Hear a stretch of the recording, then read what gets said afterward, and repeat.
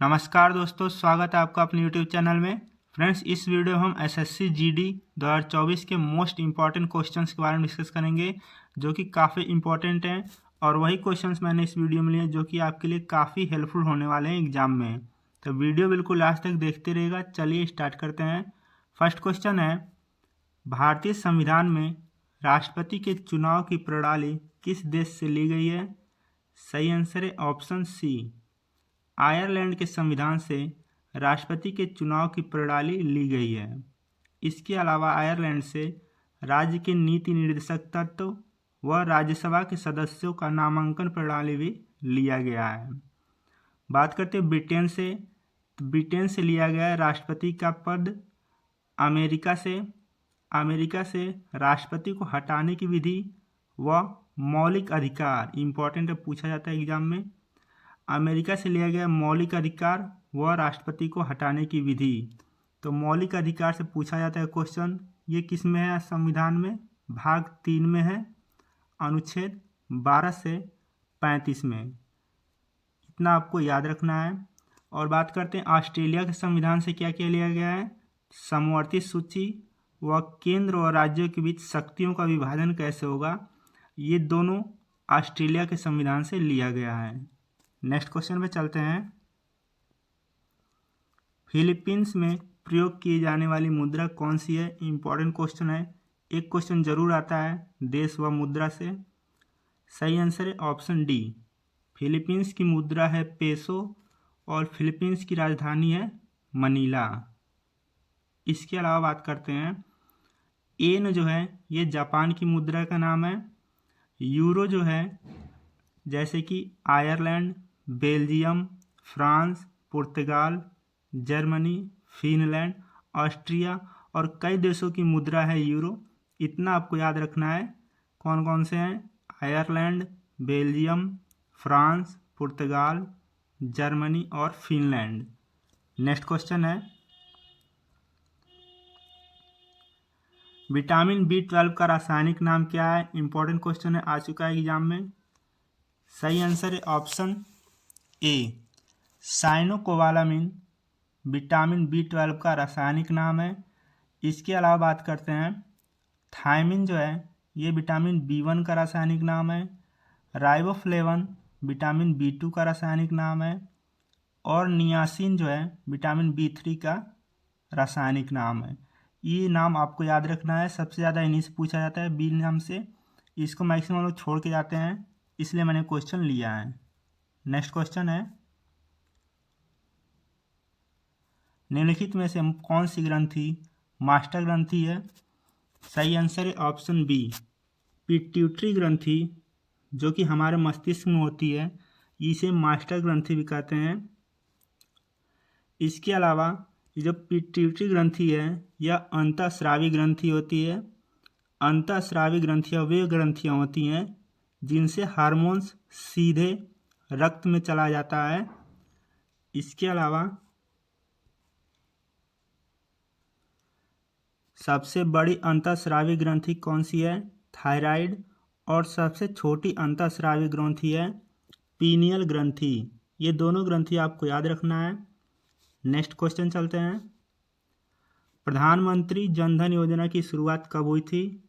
सही आंसर है option B, 28 अगस्त 2014 को प्रधानमंत्री जन धन योजना की शुरुआत हुई थी। अगला प्रश्न है, प्रथम बौद्ध संगति कहाँ हुई थी? कई बार एग्जाम में पूछा गया है। सही आंसर है ऑप्शन सी, राजगृह में प्रथम बौद्ध संगति हुई थी। तो फ्रेंड्स, अब तक 4 बौद्ध संगतियाँ हुई थी। मैं चारों को आपको बता दे रहा हूँ, याद रखिएगा, एग्जाम में पूछा जाता है। जो प्रथम हुई थी वो राजगृह में हुई थी। किसके शासनकाल में हुई थी? अजातशत्रु के। द्वितीय बौद्ध संगति हुई थी वैशाली में, कालाशोक के शासनकाल में। तृतीय बौद्ध संगति हुई थी पाटलिपुत्र में, अशोक के शासनकाल में। और चतुर्थ बौद्ध संगति हुई थी कुंडलवन में, कनिष्क के शासनकाल में। ये चारों आपको याद रखना है। नेक्स्ट क्वेश्चन है, विश्व जल दिवस कब मनाया जाता है? सही आंसर है ऑप्शन बी। 22 मार्च को विश्व जल दिवस मनाया जाता है। इसके अलावा बात करते हैं 5 जनवरी को राष्ट्रीय पक्षी दिवस मनाया जाता है। तुलबुल परियोजना किस झील पर है? इंपॉर्टेंट क्वेश्चन है ये भी। सही आंसर है ऑप्शन बी। वूलर झील पर तुलबुल परियोजना है। और ये वूलर झील है कहाँ? ये है झेलम नदी पर, जम्मू कश्मीर में। कहाँ है? झेलम नदी पर है, जम्मू कश्मीर में। इसके अलावा भारत की सबसे बड़ी मीठे पानी की झील है वूलर झील। बात करते हैं चिल्का झील की, तो यह सबसे बड़ी लैगून झील है, खारे पानी की सबसे बड़ी झील है और ये उड़ीसा में स्थित है। एग्जाम में पूछा जाता है चिल्का झील कहाँ है। इसके अलावा बात करते हैं कोलेरू झील की, तो यह मीठे पानी की झील है, वह आंध्र प्रदेश में स्थित है। नेक्स्ट क्वेश्चन है, भारी जल का रासायनिक नाम क्या है? इंपॉर्टेंट क्वेश्चन है ये भी। सही आंसर है ऑप्शन बी। ड्यूटीरियम ऑक्साइड भारी जल का रासायनिक नाम है। इसका रासायनिक सूत्र होता है D2O और इसका उपयोग मंदक के रूप में नाभिकीय संयंत्रों में किया जाता है।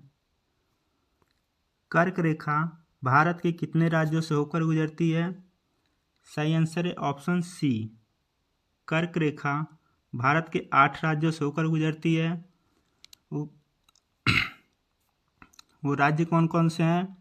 तो इसको याद करने के लिए ट्रिक है, मित्र पर गमछा झार। क्या है? मित्र पर गमछा झार। मी से मिजोरम, त्र से त्रिपुरा, पश्चिम बंगाल, राजस्थान, गुजरात, मध्य प्रदेश, छत्तीसगढ़, झारखंड। ये 8 राज्य हैं। इनको याद करने की ट्रिक है मित्र पर गमछा झार। इसको आपको याद रखना है। बात करते हैं जैसे कि कर्क रेखा क्या है। मान लीजिए ये ग्लोब है, यहाँ से भूमध्य रेखा गुजर रही है, तो ये जो है 23.5 डिग्री उत्तर की ओर ये है कर्क रेखा और 23.5 डिग्री नीचे की ओर ये है मकर रेखा। इतना आपको याद रखना है। नेक्स्ट क्वेश्चन है, भारत का पूर्वी समुद्री तट किस नाम से जाना जाता है?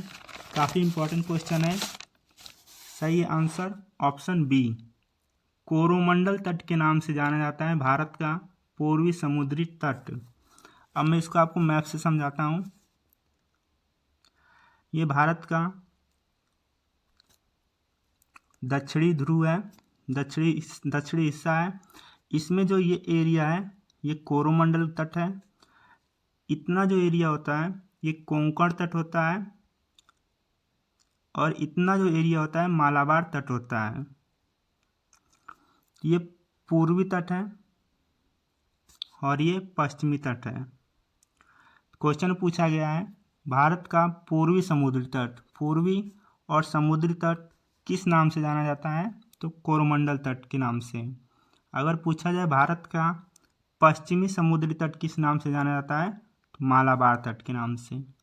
नेक्स्ट क्वेश्चन है, अनंतनाग झील किस राज्य में स्थित है? सही आंसर है ऑप्शन बी। जम्मू कश्मीर में स्थित है अनंतनाग झील। इसके अलावा बात करते हैं जम्मू कश्मीर की झील की, तो यहाँ पर डल झील, नागिन झील व वूलर झील स्थित है। इसके अलावा बात करते हैं केरल के झील की, तो यहाँ वेम्बनाड झील है। उत्तराखंड में भीमताल झील।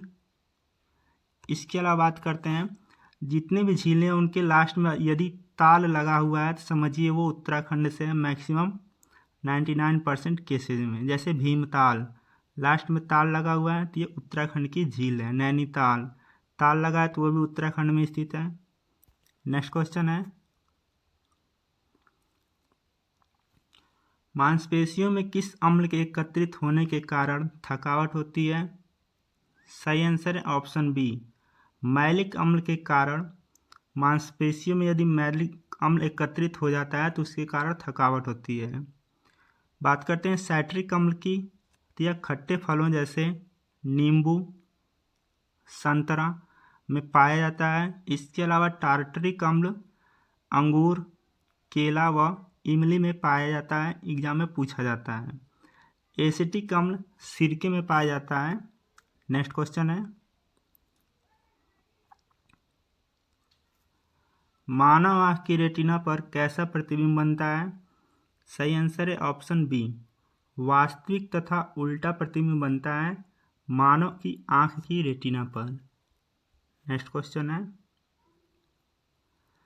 टीबी रोग कौन सा अंग प्रभावित होता है? सही आंसर है ऑप्शन सी, फेफड़ा प्रभावित होता है टीबी रोग से। इसे क्षय रोग भी बोलते हैं और यह ट्यूबरकुलोसिस वायरस के कारण होता है। नेक्स्ट क्वेश्चन है, डोलोमाइट किसका अयस्क है? इंपॉर्टेंट क्वेश्चन है। सही आंसर है ऑप्शन सी, मैग्नीशियम का अयस्क है डोलोमाइट। इसका सूत्र होता है CaMgCO3 का होल ट्वाइस, जिसमें Ca जो कैल्शियम है, Mg जो है मैग्नीशियम है, यहाँ पर C जो है कार्बन है और O जो है ऑक्सीजन है। नेक्स्ट क्वेश्चन है, शाहजहां के बचपन का क्या नाम था? सही आंसर है ऑप्शन बी, खुर्रम। शाहजहां के बचपन का नाम खुर्रम था। इसके अलावा फर्स्ट ऑप्शन की बात करते हैं तो फरीद खां शेर शाह सूरी के बचपन का नाम था। नेक्स्ट क्वेश्चन है, केंद्रीय बौद्ध शिक्षण संस्थान भारत में कहाँ है? सही आंसर है ऑप्शन बी, लेह में स्थित है केंद्रीय बौद्ध शिक्षण संस्थान।